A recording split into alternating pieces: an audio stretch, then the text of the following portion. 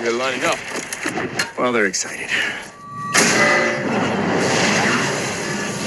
What's going on, everybody? Welcome back to the Sons of Mjolnir. As always, I am Fat Thor.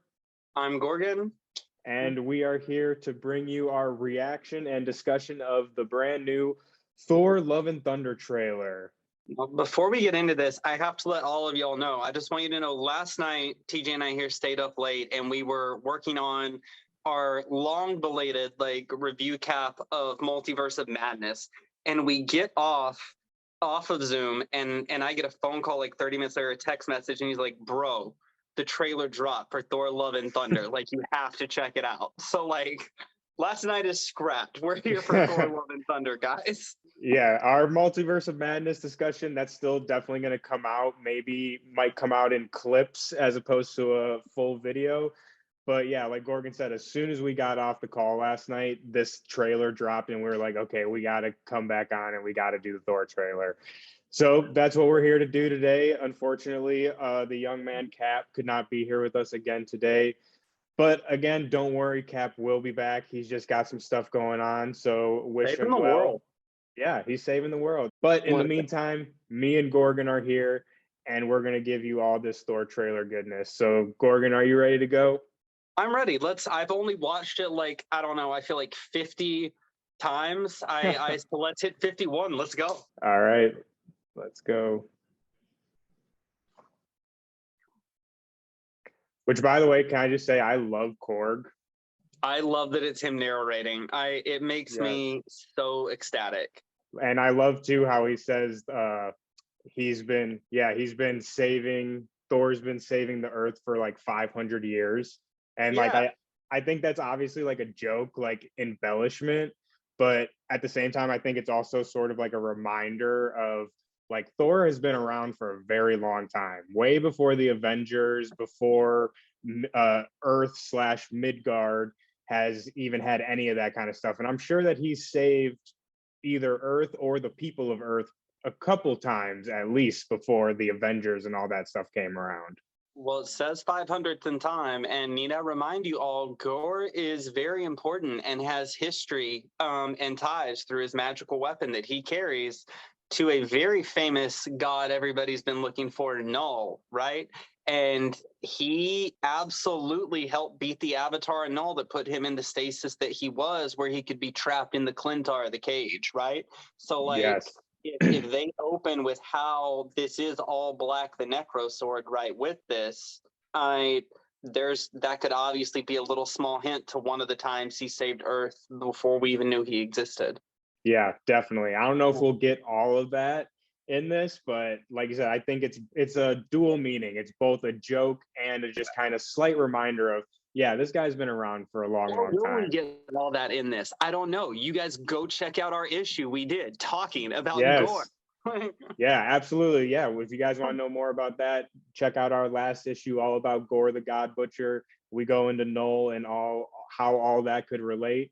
But that's another video and that's for another time. So let's keep going on this Thor. God, I love this.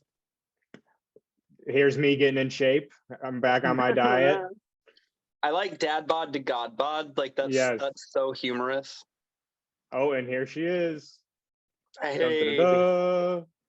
Mighty Thor. So stoked.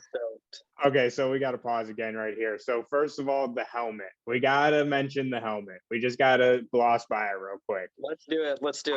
I'm the Thor guy, and I will admit, it looks goofy. All right? I'll admit it. It looks goofy. And okay. I'll even say I was on Twitter defending the helmet when this suit first dropped. I said, just wait till the movie. I'm sure in the movie, the helmet will look a lot better in live action. I was wrong. It looks goofy. What do I hate it? No, I absolutely don't hate it. I think it's fun. It's comic book accurate if that's what you're wanting. But I will say I think it looks goofy. I got to say. I think it looks goofy because it's slightly askew, right? It's not centered properly. It's kind of off, but I think that's kind of the point of the scene, right? He's been fighting a building's burning down behind the man, right? He's Thor. He's sometimes kind of clumsy, right, in the MCU version as opposed to comic version. right? His stuff's slightly off. He's like, oh yeah, I can grab Mjolnir. Things are right. And then no, No. things are right, but not for you, buddy boy. They're going Yes. right for her. Notice her helmet. She looks pristine, perfect, spot on. I think it's done intentional myself, so I'm here for it. That's a great point. I think it was visually done to separate like where the two are on their journey right now, right? Okay, And I like that. I'm here for that. Yeah, I never really considered that, but I really like that point, Gorgon. I think you're definitely onto something there for sure. I do want to also talk a little bit just quickly. So obviously the funny helmet frame, but I also want to talk about what's going on in the background here. So in the background, we see like a bunch of, people just fighting these like kind of monsters. You can't really make out what they are. Obviously, I've watched this trailer like 5 million times, so I've computer enhanced this a couple times, and so I will say spy kids, quadruple eyepiece, extra zoom. Exactly. So I've been on the case here, and I think my best guess for what they're fighting in this scene is I think that these are going to be Gorr's Black Berserkers, and which ties into a lot of the stuff that we talk about in our Gorr episode. So the Black Berserkers, they're basically like dogs, like guard dogs for Gorr. And in the books, they even Thor even says like they're just completely mindless, just like bloodhounds. Basically, they don't like strategize or anything like that. They're just out for blood, and they're made from all black, the Necro sword, which, as we discussed our last episode, is symbiotes. So the fact, if these are the Black Berserkers, the simple fact that he's able to project these berserkers, and obviously we see in the trailer as a bunch of them, that leads me to believe we're getting some sim stuff. And I don't know how else they would really explain that. What do you think, Gorgon? You didn't hear? You didn't hear? Tell me. God is coming. I knew you were going with it. God is coming. I am going to be that incessant person from now until it happens that God is coming. I think they're laying down too many foundations, and I can't wait to see this movie live to see the beginning, or really like, it just all start taking off, that lead up. Yeah. I'm so excited for this movie and where it goes. All right, you ready to keep going? I'm ready. Let's rock this thing. Let's rock it.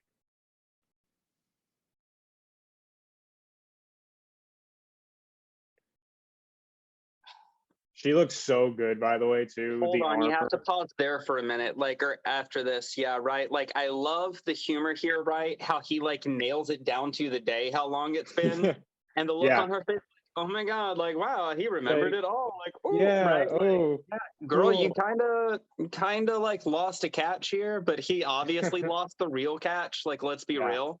And oof.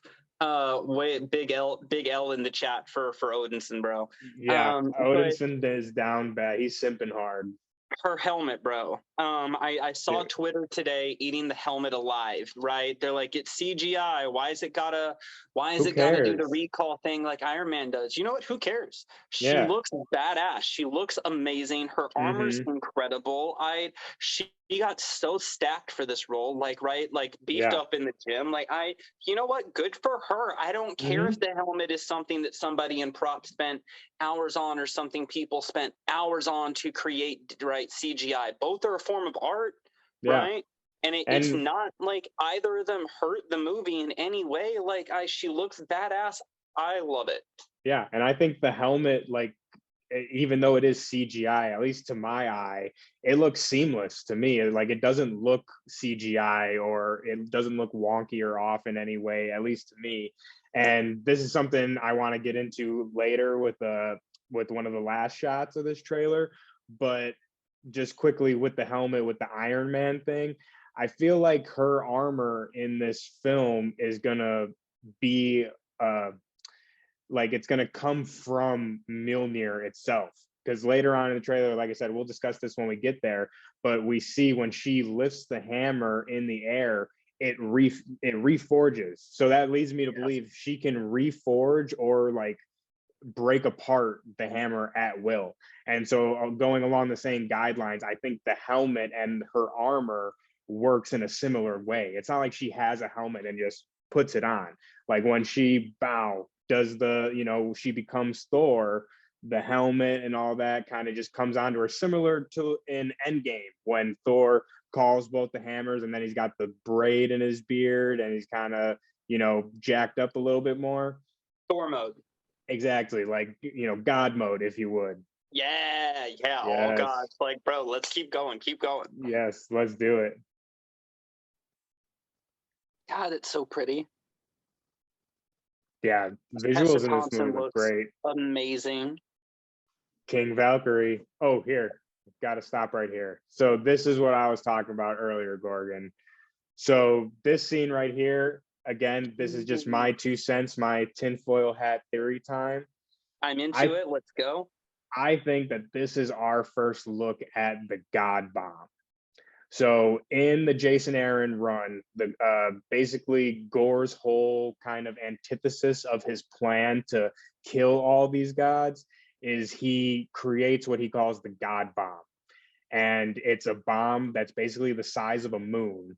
And there's a lot of stuff that goes on. I don't want to go too far into it for people who want to read the run, but basically he goes to these time gods and they give him access to this time travel kind of pool.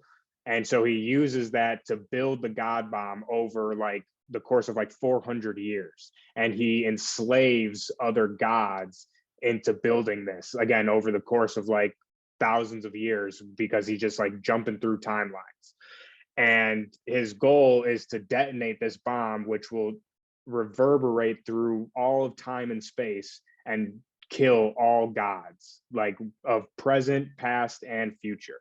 So that's kind of his whole big end game goal. And again, I don't know if that's the route they're going to go in the movie. I didn't really expect them to go all the way with the God Bomb, but based off this little still here, like I said, that's my tinfoil hat theory. I think what we're seeing on this little crater, that could be the God Bomb. And what the little kind of hole we see in the space could be like, I don't know how they get to the God Bomb, or whatever. Time pocket he was given permission to access, right?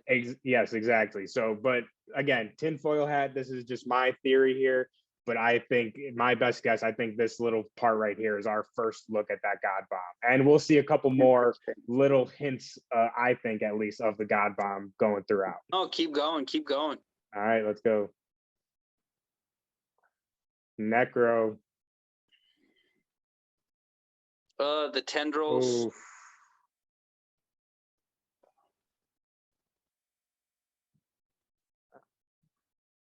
Can we just talk about him saying all gods will die for, oh God, that makes me so happy.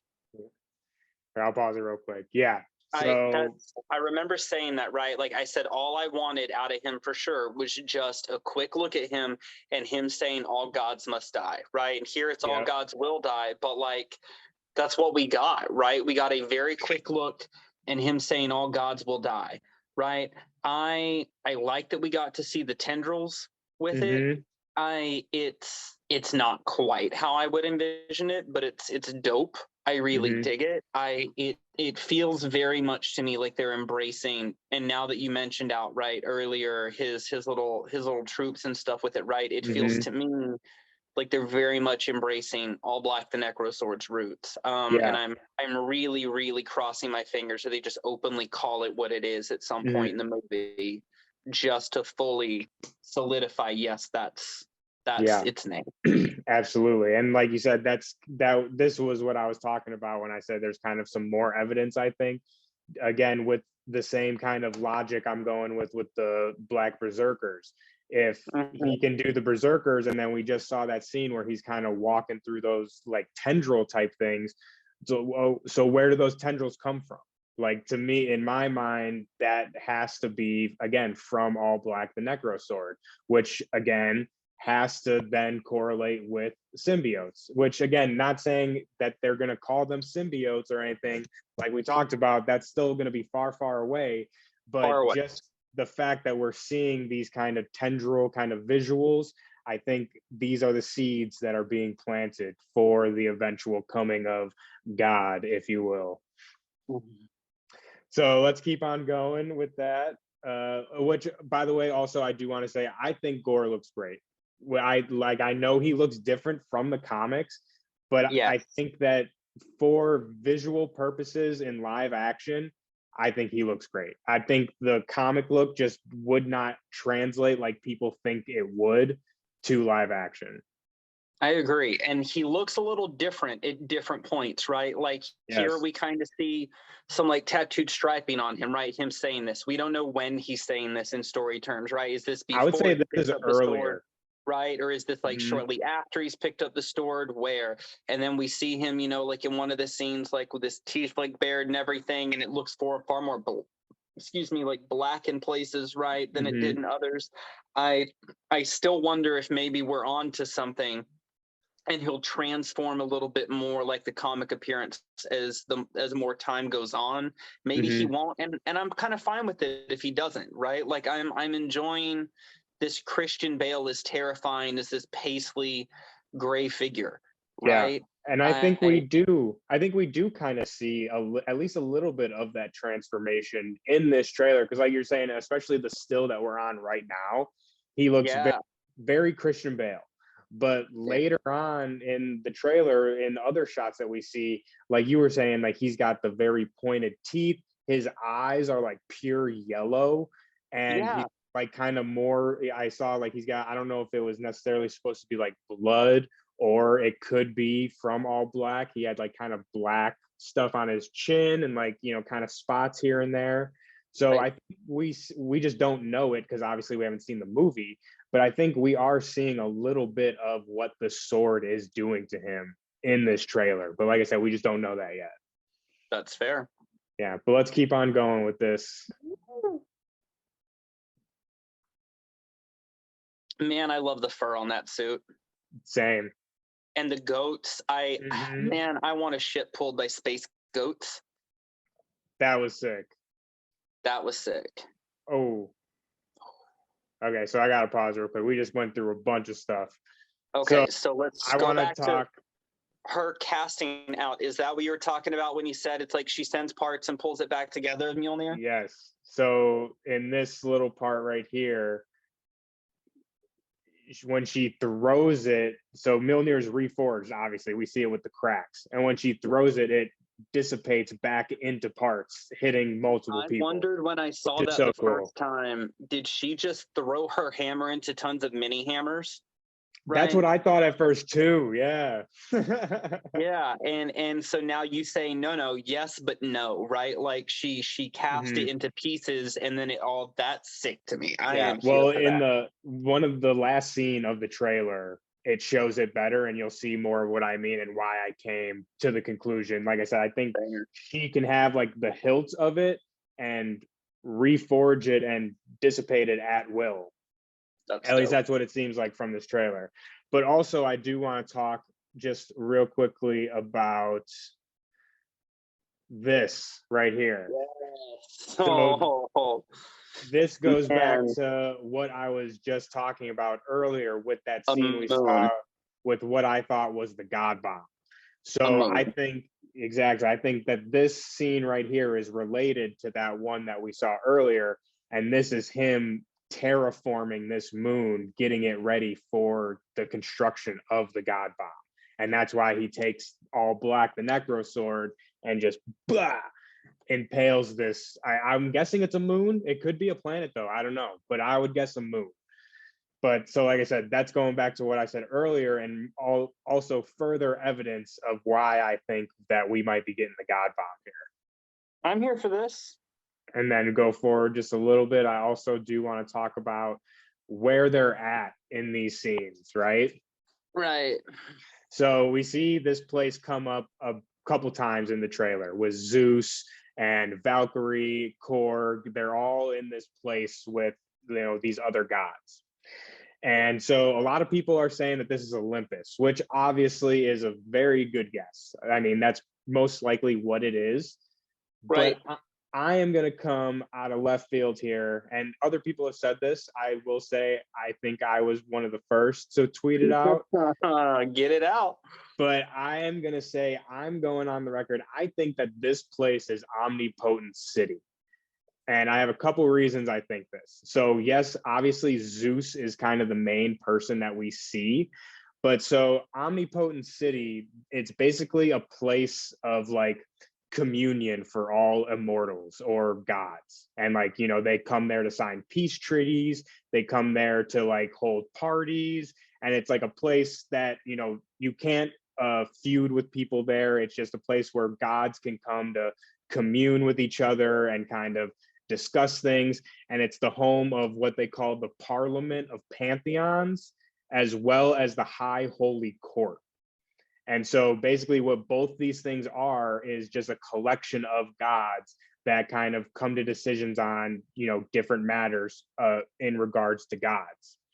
And so going off on this little tangent, the reason I think that this is Omnipotent City as opposed to Olympus is because, yes, we see Zeus, but in one still, I think it was released from Entertainment Weekly. I'll throw it up on the video here, but we see Boss, which I'm not sure if it's supposed to be a human avatar of Boss or if it's Boss herself, but she's standing right in front of Jane and Valkyrie.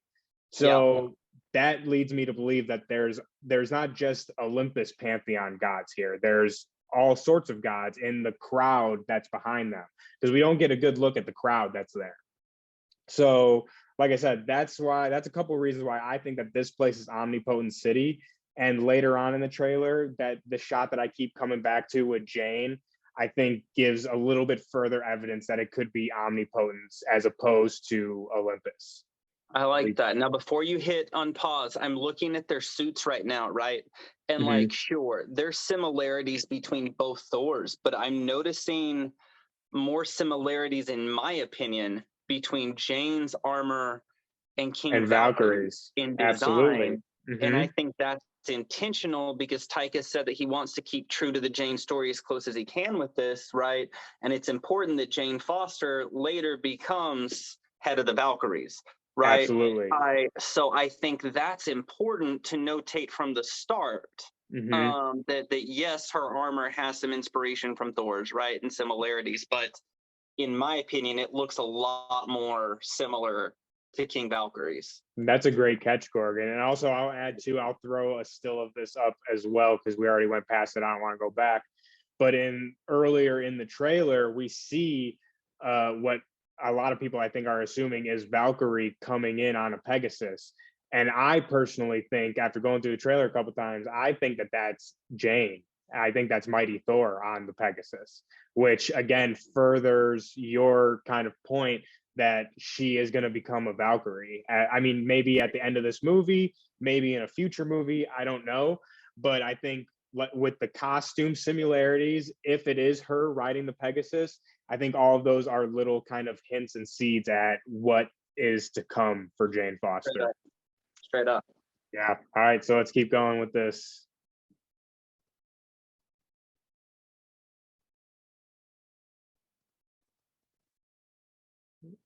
Valkyrie taking on Gorr.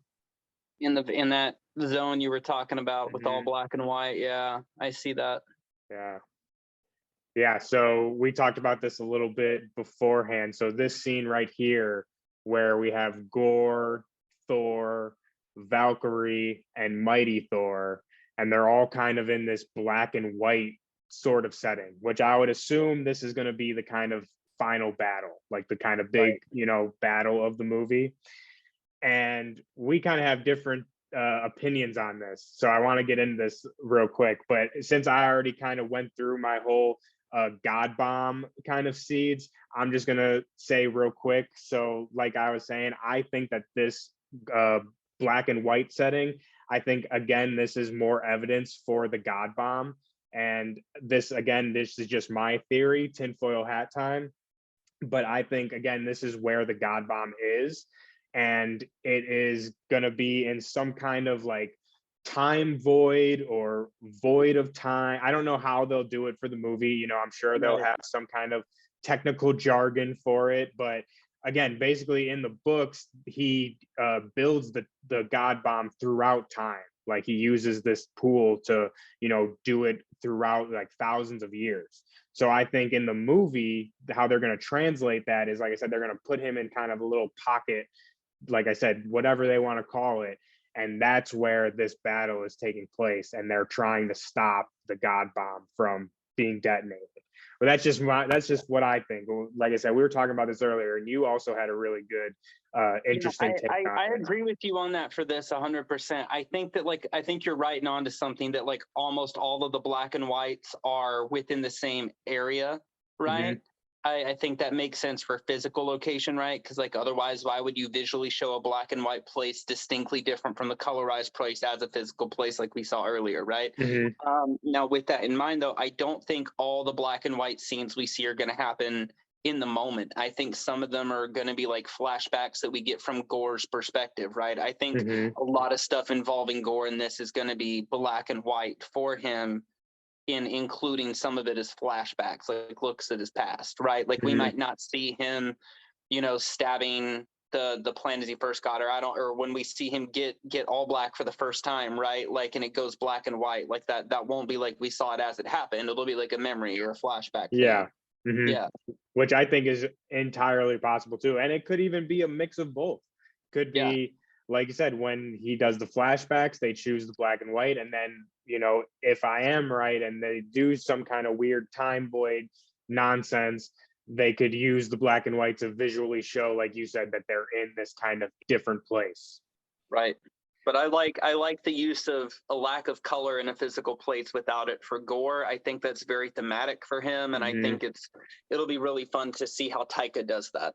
Yeah, and I think too, like obviously the void of color is interesting, but we know Taika and we know he loves his kind of vibrant color action sequences. Yeah, so I'm interested, as much as I'm interested with the black and white, I'm even more interested to see how he's going to inject color into these black and white scenes. Like maybe with the use of the thunder. A second ago, right? With the Valkyrie, Yeah, right? exactly. That's a perfect example of what I'm talking about. Like stuff like that. I think he's going to do a really great job visually with the use of like limited color and the black and white. I think that's going to be really cool. Thanks. So let's keep it on going. We're almost at the end here, and we're almost at that shot that I keep bringing up. Oh, here it is. Boom. Boom. It was so brief. So brief, and I've been talking about it this whole time. We gotta do the joke. Woo! Like too hard.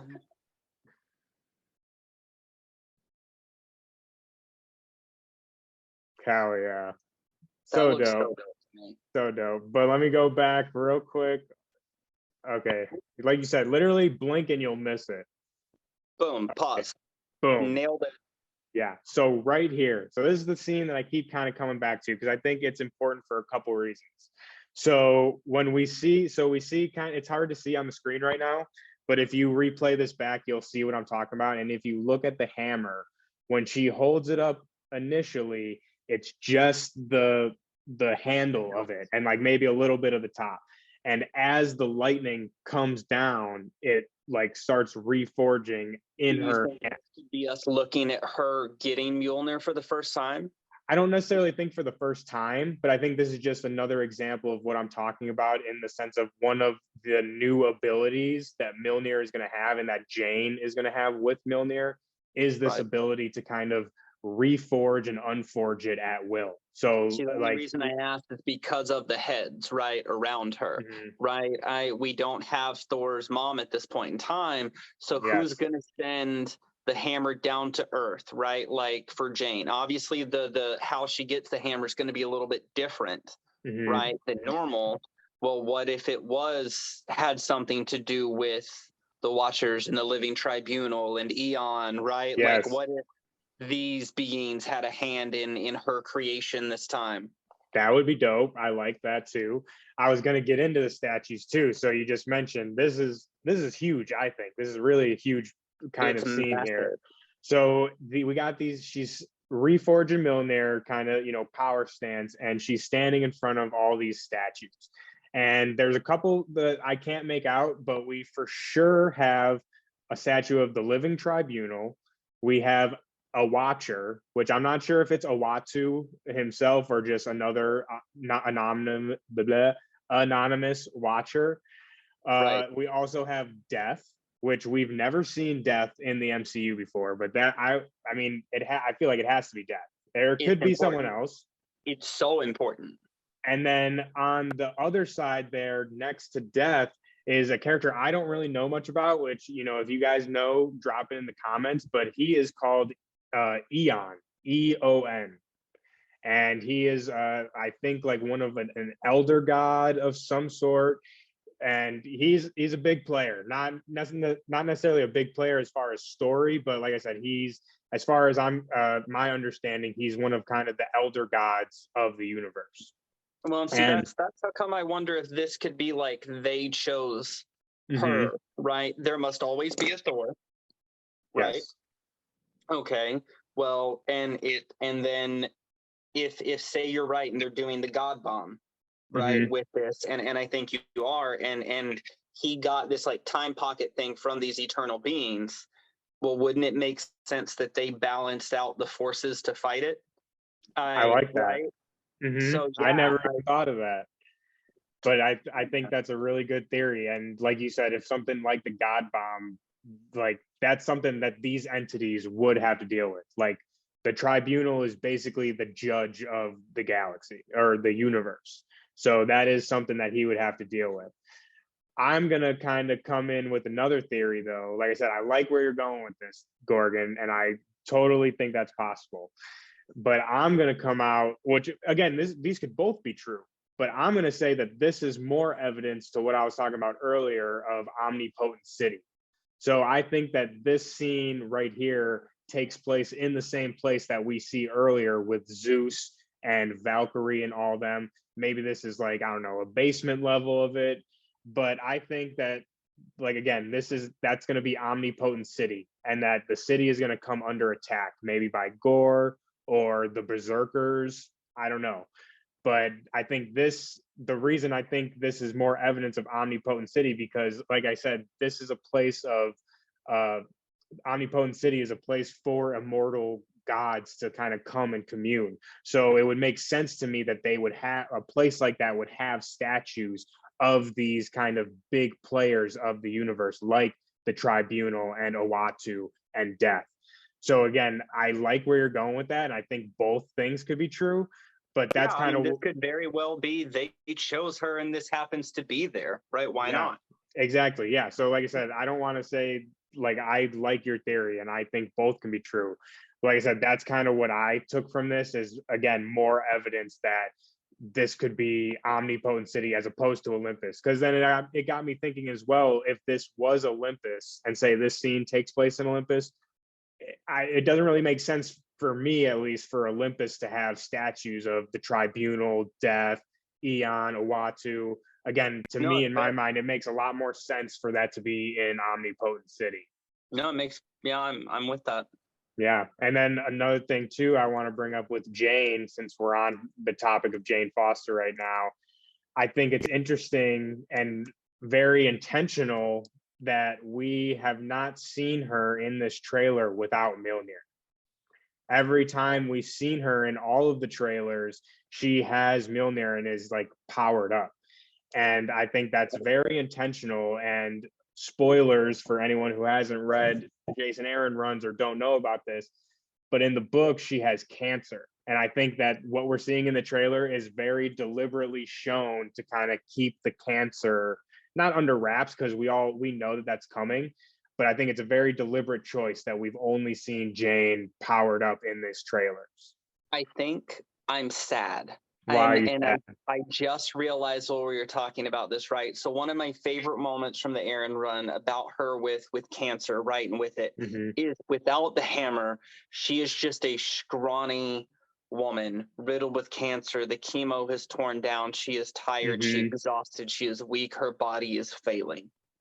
Right? Yeah. And despite all that and the toll that the hammer takes on her with her cancer, she still beat Odin's sexist old ass 6 ways to Sunday and back like she was built for it, and had everybody cheering. Still does, right? I don't know anybody who, when they read that, doesn't just get so hyped for her to whip she beat his Odin, the ass. Phoenix, the War Thor. Yeah.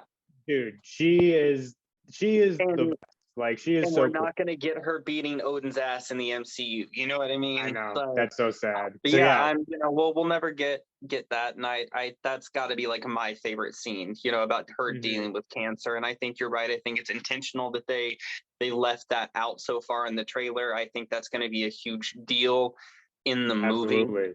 Particularly given that, like, she's been gone X amount of time. Why hasn't she reached out, right? Like, why hasn't he reached out? Like, I feel like I think there's something onto that about it being intentional. And I'm really, we all know Taika can really hit home in a lot of ways with deep subjects, even out of places you don't expect it to be.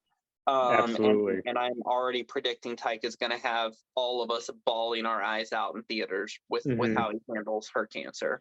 Oh, absolutely. And I mean, we know for a fact, like I said, it's not really a spoiler because we do know that she is going to have cancer in the movie. Like, they've confirmed that already.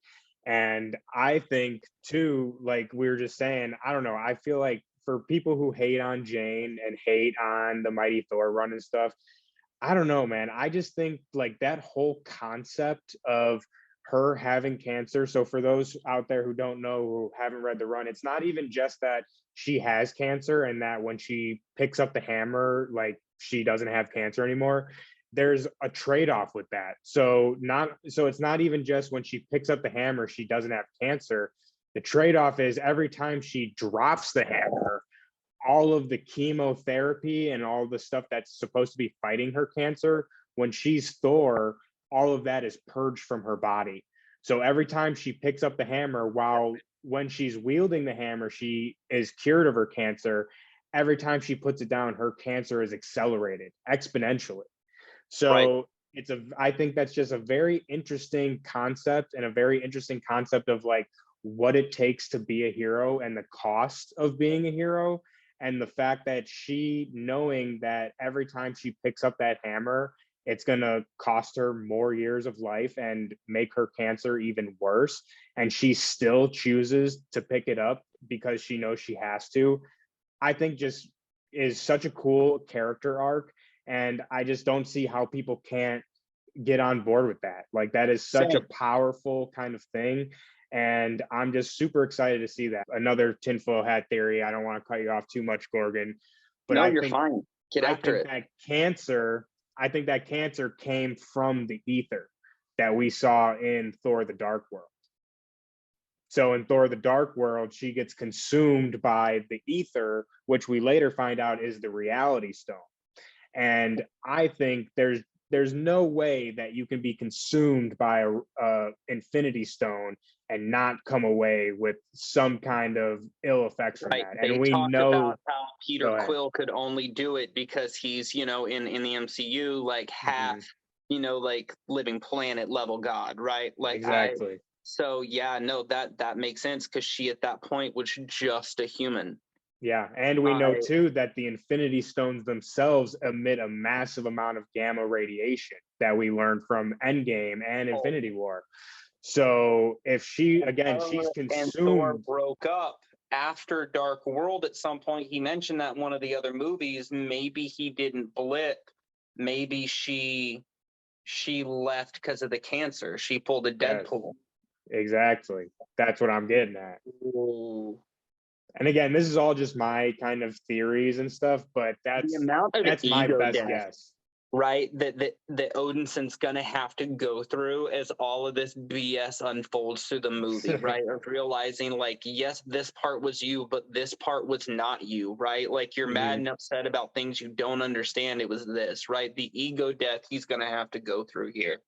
Yeah, definitely. And I think it's gonna be interesting too to see how they're going to play on the worthiness aspect of it, because it's right there. It's the cancer. right? Yeah. There is the worthiness, right? She is just a human being who, despite everything, despite her dying, right, literally dying, she picks up the hammer and fights, knowing that the moment she's not holding Mjolnir, it's all going to hit her like a truck. She's going to lose years of her life, right? Every time it resets the clock and rapid accelerates it on her progress of, you know what I mean? It resets any progress she's made at fighting the cancer and then just accelerates it as if that stuff never happened in the first place. Yep. The sacrifice she is going through every single time, right? Like, she knows she is going to die. It's not a question of today. It's not a question of tomorrow. She knows she is, and that this cancer is going to do it. And she knows being a hero is going to accelerate that. Yet she still picks up the hammer because there's a fight and there must always be a Thor. Exactly. Right? What is more worthy? This woman is so worthy that she became like head of the Valkyries, right? Nah, man, just a human from Midgard became head of the Valkyries here. Nah, man, that's the word.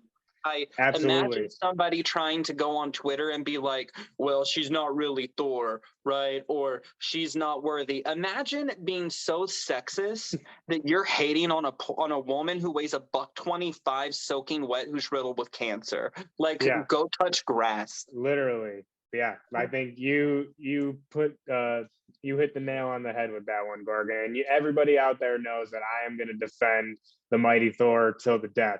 And everyone comes at me and gets mad at me for saying that she's Thor. And I'll tell you right now, I didn't write the story. I don't write these books. Like, the book is called Mighty Thor, and that's it. Like, I don't know why you guys are getting mad at me for that. But moving on from all that, though, like you said, I think you hit it on the head. And I think that this is going to be a major point of where the book is going to be different from the movie.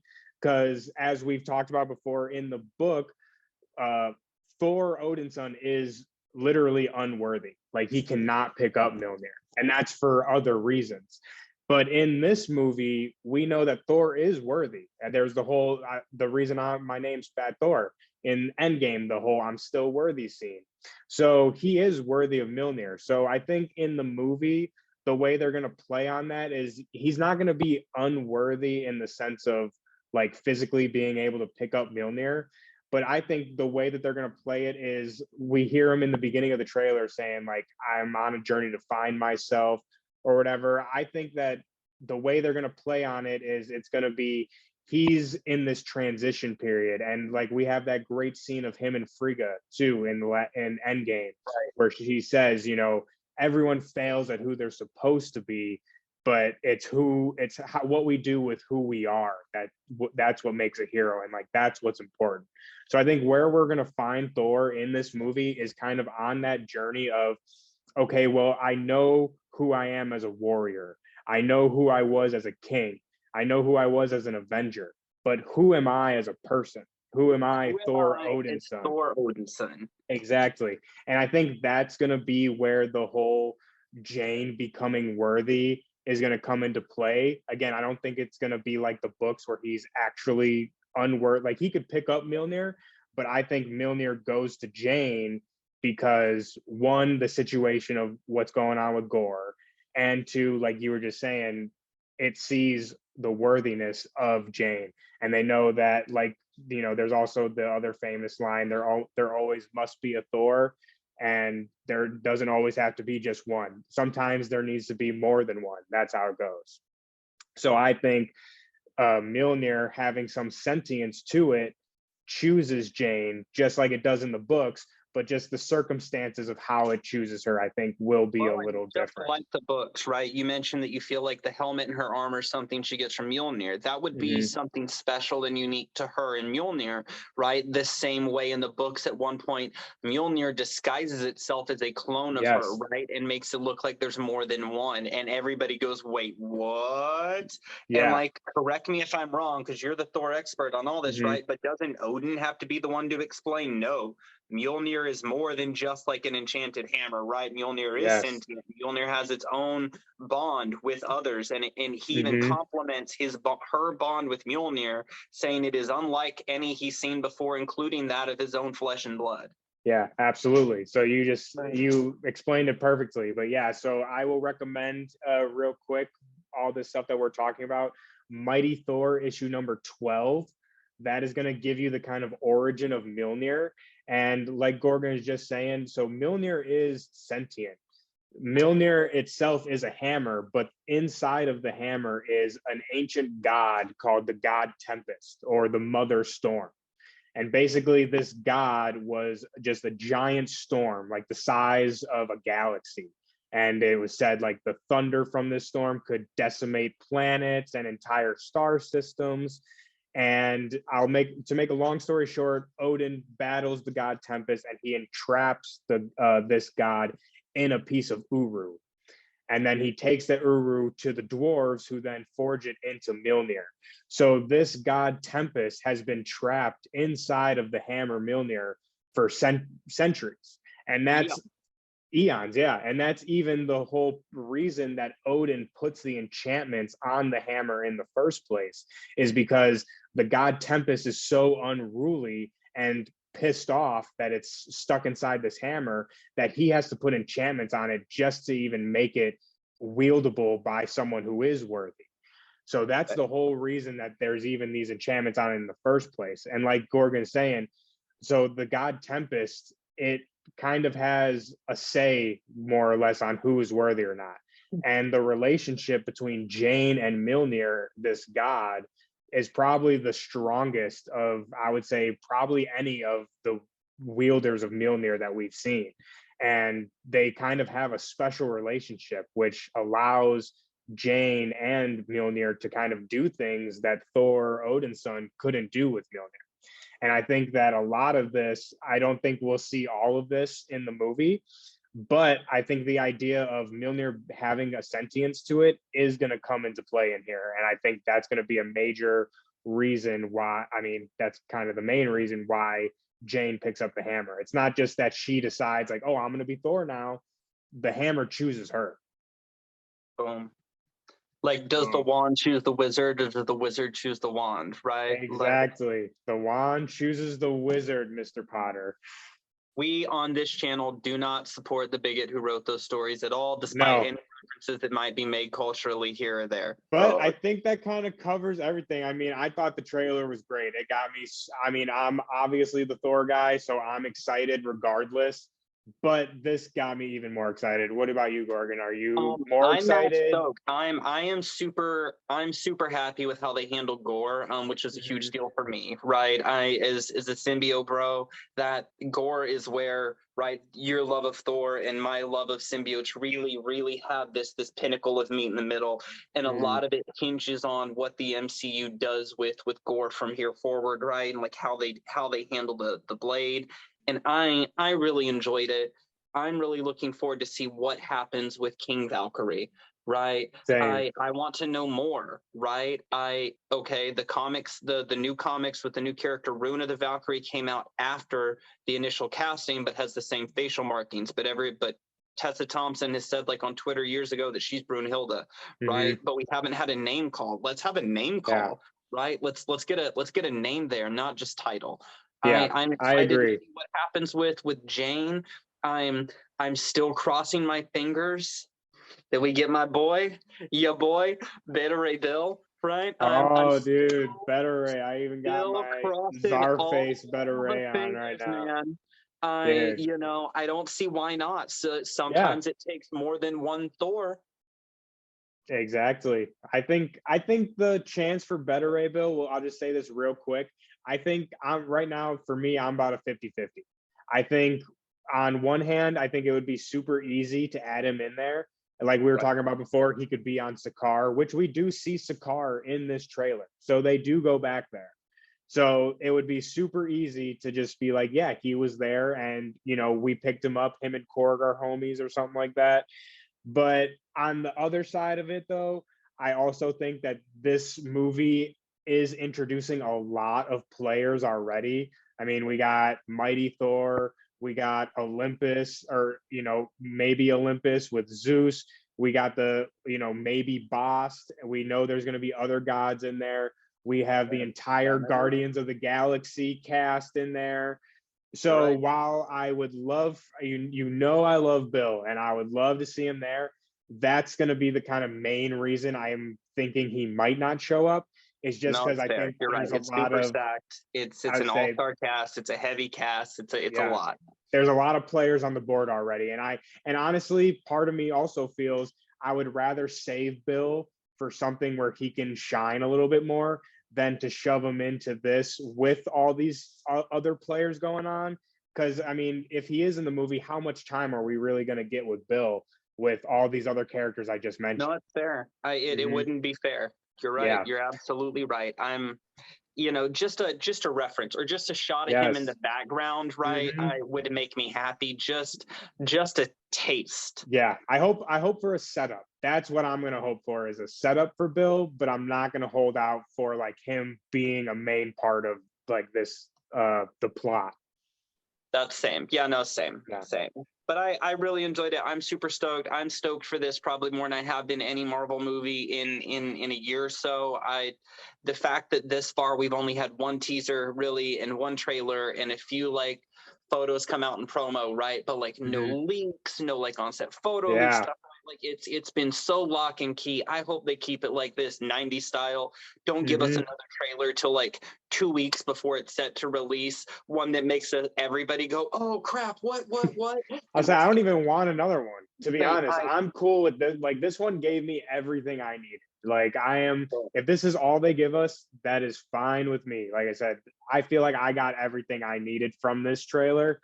But obviously, I'm the Thor guy, so I'm gonna, of course, say that. I thought it was great. You guys, when y'all watch this, let us know down in the comments below what your favorite part was. If there's something you're looking forward to, if there's something you have more questions about after watching the trailer, right? Or if you caught something we didn't, please drop it down below. Share. Go crazy. Yeah, drop it in the comments. Hit us up on Twitter. Let us know if you guys got a theory that we didn't hit on. Let us know what it is. Like Gorgon said, if we missed something, let us know. We are always down to nerd out. Any questions you guys have, we're here to answer them. But as far as Thor goes, I think that's really all we got for you guys as far as the trailer goes, other than just being super excited for it. Gorgon, do you got anything else you want to say about the Thor trailer? Yeah, that was, I think we decided that's like a 51st, 52nd rewatch for me, right? Probably with pauses and backups. So I think after this, I'm going to go watch it for the 53rd time. What are you going to do? I'm probably going to go watch it for the 356th time. So let's do it.